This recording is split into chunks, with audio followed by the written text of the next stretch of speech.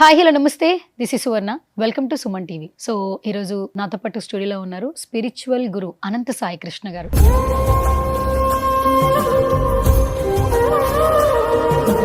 గత కొన్ని రోజుల నుంచి కూడా చాలా మోటివేషనల్ గా స్పిరిచువల్ గా మారితే మన జీవితంలో ఎలాంటి మార్పులు వస్తాయో చాలా విషయాలు మనకి అందిస్తూ ఉన్నారు. సో ఈరోజు మళ్ళీ స్టూడియోకి వచ్చేసారు, ఆయనతో మాట్లాడదాం, బోల్డెన్ విశేషాలు తెలుసుకుందాం. సో నమస్కారం అనంత సాయి కృష్ణ గారు. నమస్తే అండి. మిమ్మల్ని ఎప్పుడు చూసినా ఏంటంటే వైట్ అండ్ వైట్ లో వస్తారు.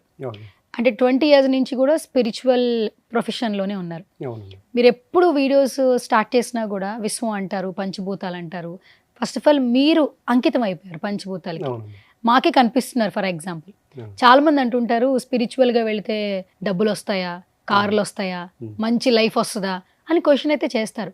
అలా క్వశ్చన్ చేసే వాళ్ళకి as a spiritual person, not a Guru, say something. ఖచ్చితంగా అండి. ఇప్పుడు మీరు క్వశ్చన్ అడిగారు కదా, స్పిరిచువల్ జర్నీలో ఎంటర్ అయితే డబ్బులు వస్తాయా, కార్లు వస్తాయని. ఖచ్చితంగా వస్తాయండి. ఎందుకంటే ఒక వ్యక్తి ఎప్పుడైతే స్పిరిచువల్లోకి ఎంట్రీ అవుతాడో బయట మనం చూసే విధానం మారిపోతుంది. ఎప్పుడైతే ఒక దాన్ని మనం బయట చూసే విధానం మారిపోతుందో అక్కడ దాన్ని మనం ఎలా చూస్తామంటే వ్యతిరేకమైనటువంటి ఆలోచనలతో చూడం. ఎలా చూస్తామంటే నేను ఈ అనంత విషయంలో నేను ఎలాగో నాతో ఉన్న చుట్టూ ఉన్నటువంటి జంతువులు అలాగే మనుషులు అలాగే ప్రతి ఒక్కటి ఒకే భావంతో చూస్తాం.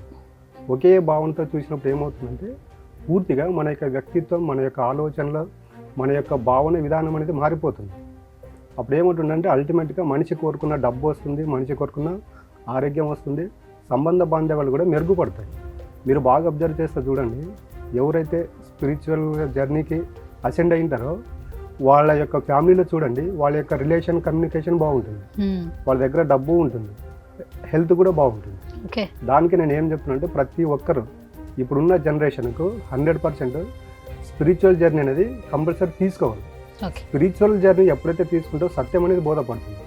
ఒక వ్యక్తికి సత్యం బోధపడినప్పుడు అక్కడ ఏమవుతుందంటే దుఃఖం ఉండదు, సంతోషం ఉండదు, ఆనందం ఉండదు. ప్రతి ఒక్కదాన్ని సాక్షిభూతంగా చూడగలుగుతారు. ఓకే. సో మనకి డబ్బు రావాలన్నా, మనకి డబ్బు కావాలన్నా విశ్వంలో అంటే విశ్వానికి ఎంత దగ్గరగా ఉండాలి? అసలు బేసిక్ గానే విశ్వ సిద్ధాంతం అని ఒకటి ఉంటుందంట. అసలు ఆ సిద్ధాంతం ఏంటి తెలియజేస్తారు? ఇప్పుడు విశ్వానికి ఎంత దగ్గరగా ఉండాలనేది కాదండి, పూర్తిగా విశ్వంలో మమేకమైపోవాలి. ఇప్పుడు మనం మాట్లాడుకుంటున్నాం విశ్వం అంటే పంచభూతాలతో కూడుకొని మమేకమై ఉన్నదని. పంచభూతాలు అంటే భూమి, నీరు, అగ్ని, వాయువు, ఆకాశం. మనం చాలా వీడియోలో మాట్లాడుకున్నాం. ఒక వ్యక్తి తన పక్కన ఉన్న కొద్దిసేపు ఫ్రెండ్స్ ఉంటారు, రిలేషన్ ఉంటారు, తర్వాత జాబ్కి వెళ్తే అక్కడ ఉన్నటువంటి సర్కిల్ ఉంటుంది, వ్యాపారం చేయడానికి వెళ్తే అక్కడ ఉన్నటువంటి సర్కిల్ ఉంటుంది. కానీ అల్టిమేట్గా ఈ వర్క్స్ అన్నీ కంప్లీట్ అయిపోయిన తర్వాత మనిషి సింగిల్గా ఉంటాడు.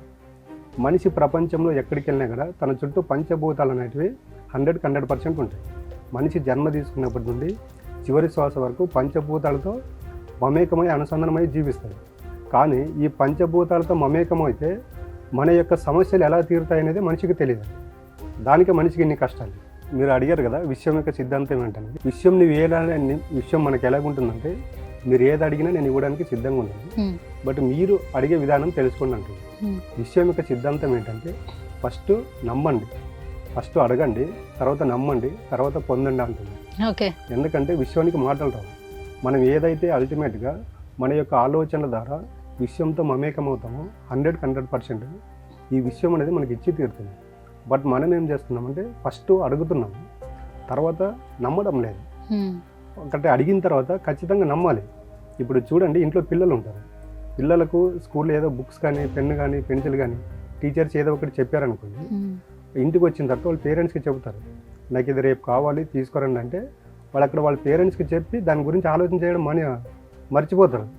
కానీ మళ్ళీ ఎప్పుడు అడుగుతారు, తిరిగి మరుసటి స్కూల్కి వెళ్ళేటప్పుడు అడుగుతారు, డాడీ నాకు ఇది తీసుకొచ్చావో, మమ్మీ తీసుకొచ్చింది అంటే. అక్కడ పిల్లోడు యొక్క మనస్తత్వం చూడండి, మా డాడీకి నేను చెప్పాను, మా మమ్మీకి నేను చెప్పాను, వాళ్ళు తీసుకొని ఇచ్చేస్తారు, ఆ నమ్మకం ఉంటుంది. కాబట్టి పిల్లలు ఇప్పుడు చాలా మాట్లాడుకుంటుంటారు, చిన్న పిల్లలు భగవంతునితో సమానం. ఎందుకంటే పిల్లల యొక్క ఆలోచనలు ఎప్పుడు పాజిటివ్గానే ఉంటాయి. దానికి పిల్లలు ఏది కోరుకున్నా వాళ్ళ దగ్గరికి ఎందుకు వస్తుందంటే వాళ్ళు ఒక ఆలోచన చేసినప్పుడు, ఒకటి వేరే వాళ్ళు అడగాలనుకున్నప్పుడు దానికి రెండో క్వశ్చన్ ఉండదు. మీరు బాగా అబ్జర్వ్ చేస్తే చూడండి, పిల్లలకి ఏమైనా గాయాలైనా, తర్వాత చిన్న జలుబు, దగ్గు ఇలాంటివైనా కూడా తొందరగా తగ్గిపోతాయి. ఎందుకంటే దాని గురించి 10 మందితో డిస్కషన్ చెయ్యరు, ఒకటి దాని గురించి బాధపడరు.